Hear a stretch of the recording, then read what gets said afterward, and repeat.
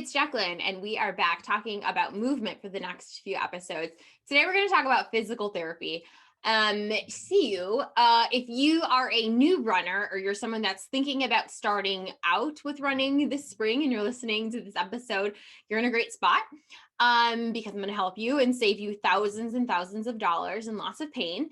If you are a current runner or you're in hibernation mode because the polar vortex is by you as well, and you haven't been doing physical therapy, you do a lot of running, you start and stop running plans, but you don't do physical therapy, you don't do stretches to take care of your knee and your glutes and your hips, we're going to talk more about that. And you might be someone who just has some sort of injury, some sort of chronic pain or something that pops up every year. And maybe you've gone to see a physical therapist, but you're not actually doing your physical therapy exercises. Okay. So why I want to start with this, because if we need to take care of our body, like we just have to take care of our body, and running is great and exercise is great, but we want to make sure that we're not causing more harm than good.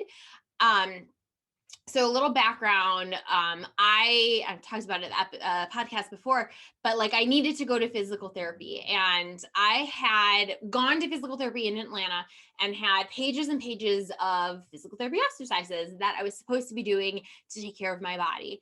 And I think I did the exercises like once or twice. And then our life like we got married and then we moved and we went on a road trip, and like all of these things happened that kind of just like, whoof, life is not smooth right now. It's not smooth sailing. A lot of the good and perfect things that were happening in our life, but like I was not doing things to take care of my body. I was not following through on the physical therapy exercises that I got. And I remember being at a class at my run studio, which is kind of like a spin class. There's like a bunch of treadmills. And I remember being there and like my knee and my hip hurt. And the instructor was like, hey, like what's going on? Like, and I was like, I know I should be doing my physical therapy exercises, but I'm not. And he was like, hey, the person next to you is actually a physical therapist. And I was like, I have them, but I don't do them. And she kind of made a face, and I kind of like understood that I'm not the only one that doesn't do the physical therapy exercises. You got a printout of all of these things that you're supposed to go do, but you never really figure out like, how do you fit this into your life? How do you fit this into your day so that you're actually consistently doing them? And then what happens is you don't do them, and then you go back there and you spend hundreds and hundreds of dollars for someone to hold your hand to do them.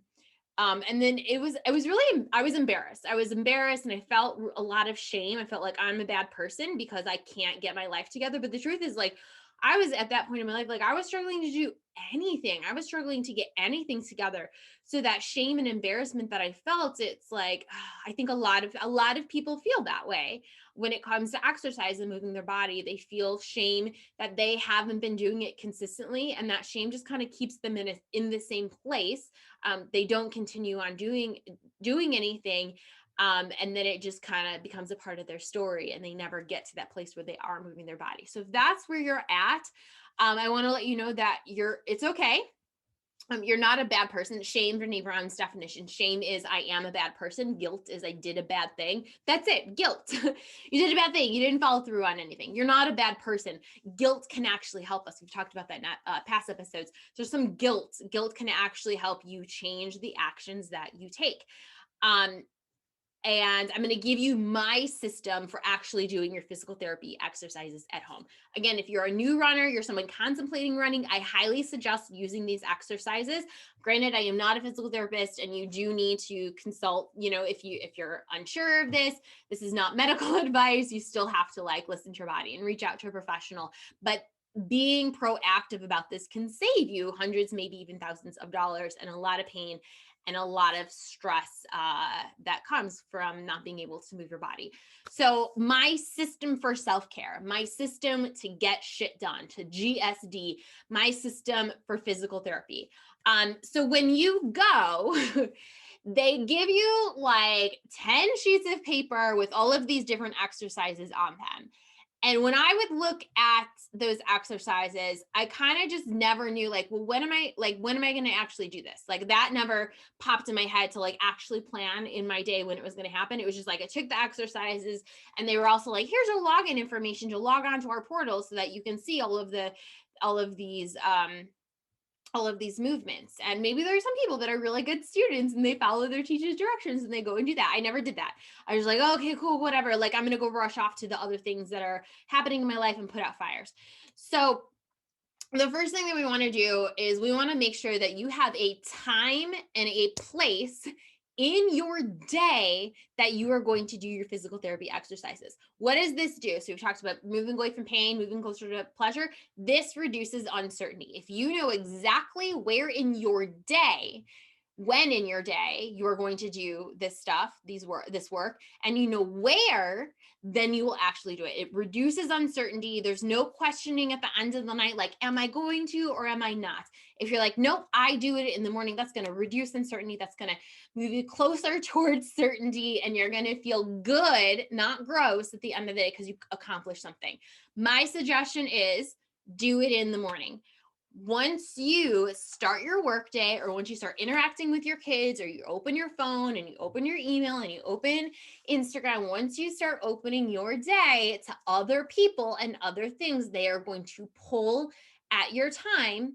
And by the end of the night, your tank is going to be empty. It's like our smartphones, right? Beginning of the day, they're on full battery. By the end of the evening, they're at zero. Same thing for you. At the beginning of the day, you are full. Do it first thing because it's important and it's not going to take a long time. It's going to give you a high return on investment, a high return, high benefit. Okay. So we've reduced uncertainty. You're going to do it in the morning. Let's reduce some overwhelm. I felt really overwhelmed with all of these sheets of paper. That sounds silly. Like now that I look back, it's like, okay, well, there were like 4 exercises on a sheet of paper. I don't know, because my life was really overwhelming and I felt like there were so many things to do and I didn't have structure and I didn't like, it just felt like, oh my gosh, another thing that I have to do that I'm probably not going to do. And it's just more evidence that I'm a sucky person who can't stick to anything. Oh my gosh, I have to go onto this portal. Like it felt really overwhelming. I gotta like go on, like it sounds again silly. I gotta go onto this thing and I gotta go view another video. It's like so much. I'm using technology so much. I want to reduce overwhelm. And I also want it to be something that I can do wherever I go. So if my internet is down or my computer's not charged, whatever, I actually know what to do. So what I did to reduce overwhelm, move away from that pain, move closer to pleasure. I don't know, can you ever be underwhelmed? Maybe in Europe, but just regular whelm, just okay. To reduce overwhelm and just feel normal and be at ease and it feel easy. I took all of the exercises and I wrote them on one sheet of paper. I will put a picture of this in the show notes so you can see it if you're listening to the podcast. What this did was, well, I put it on a bright sheet of paper, not just any white sheet of paper. I wanted it to be bright. So where are my physical therapy exercises? They're right there on this sheet of paper. Didn't put them on my phone. So there's no temptation to go to Instagram or go to Facebook from my phone. It's just on a sheet of paper. Anytime I can do things on paper instead of tech, I'm actually going to do that. It's going to, there's no temptation to just click over and go do something else. I'll actually stay focused on this. So reduce overwhelm, I just went through and I wrote down all of the exercises. So physical therapy exercises, monster walks, side walks, bridge, clamps, standing hip hike, side plank on knees. I went through and I wrote all of them. And then the next thing, reduce boredom. Physical therapy, a lot of exercise, a lot of the exercises that can give you a lot of benefit, just lifting weights, it can be really boring. It can be really boring because you're just picking up heavy things and putting them down. And one of the ways that we can reduce boredom and increase pleasure, increase the fun, is playing music that you like. So my list of exercises is needed to get done, but I want to make sure that I actually get them done. So maybe I don't like doing these exercises, but I do like listening to music first thing in the morning, or I do like listening to a podcast that I want to listen to. That's actually how I learned to run long distance, was by listening to the Serial podcast, listening to This American Life. Maybe you have started running while listening to the Actually You Are a Real Runner podcast. It gets you going. You might not actually want to do the activity, but you want to listen to that music or to that podcast. So I reduce boredom by listening to music while I'm going to do these exercises. I want to increase my focus. So decrease my unfocus, increase my focus.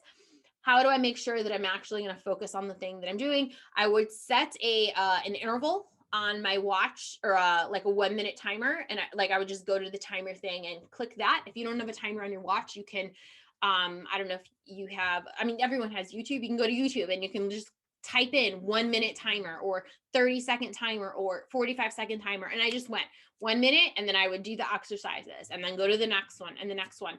And I would do that for 15 minutes. That's it, 15 minutes, not 45 minutes. I think knowing that I only needed to stay focused for 15 minutes. Well, like once I set the time, it was like, okay, Jacqueline, you can do this. You can focus your brain for 15 minutes. You're in your 30s. You're not a 2-year-old. You can focus for 15 minutes. And doing this, focusing for 15 minutes, again, it like freed up that anxiety of like, oh my gosh, am I going to be able to do this? It freed up that overwhelm. It just helped me focus. You only have to do this for 15 minutes.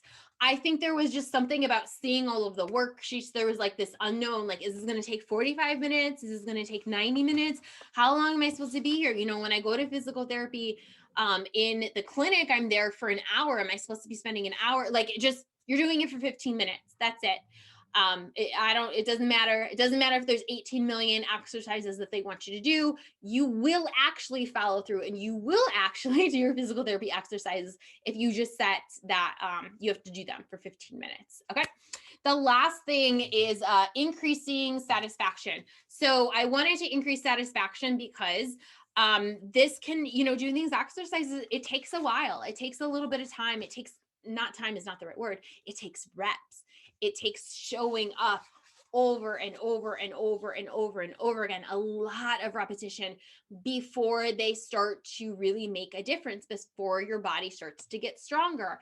And that a lot of people feel unsatisfied because we are a quick results kind of society. That's just part of being in the modern world. We think that things should come very easily, things should come very quickly.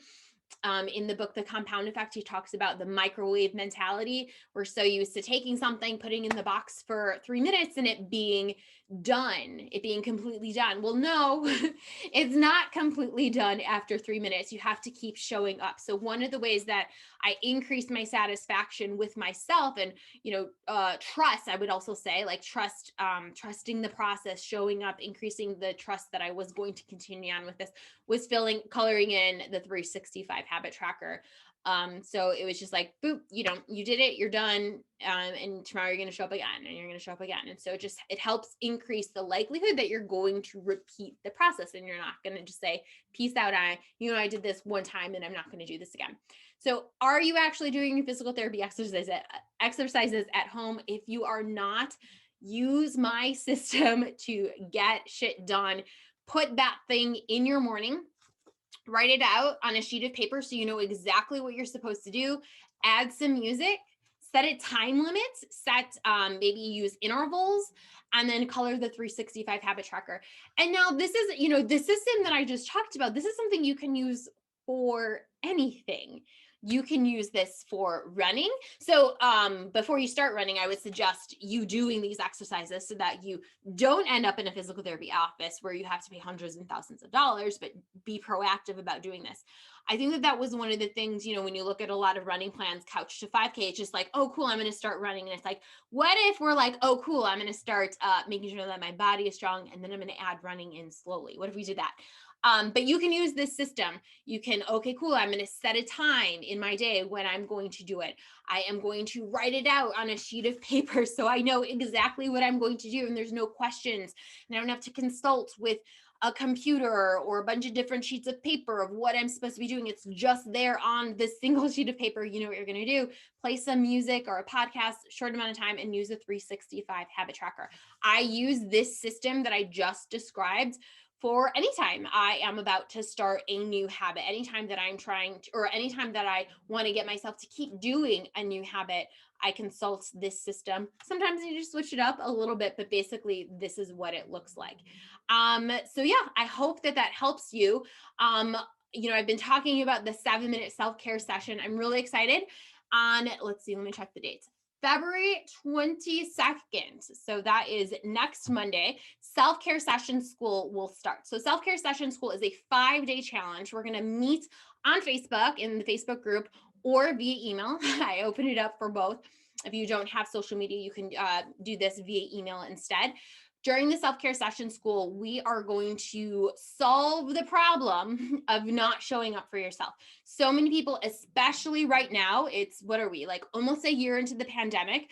It's cold and gross outside. It's like this every year.